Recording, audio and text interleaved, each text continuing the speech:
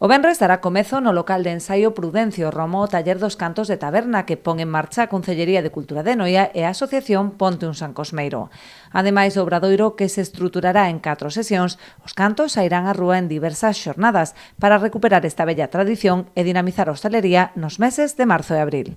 O ano pasado fixos unha primeira edición facendo e coordinando un pouco en varios locales hosteleros. Eu creo que a aceptación foi boa.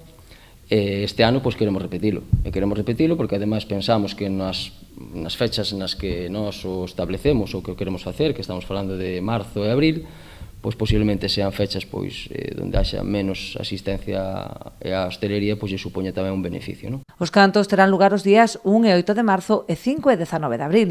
Ademais, os participantes nos obradoiros sumaránse á iniciativa diversas agrupacións musicais de toda a comarca e mesmo doutros municipios.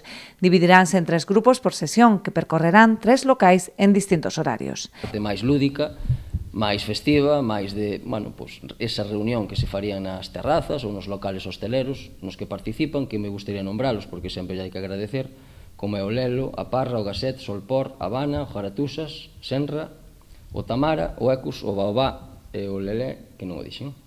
Estes locales, ao final, o sistema que se utiliza é que unha vez se acaben os cantos de taberna en algúns casos e outros non, porque estamos falando de 4 fechas, 1 de marzo, 8 de marzo, 5 de abril e 19 de abril, donde se reunirían en cada día en 3 locales, donde van 3 grupos, non?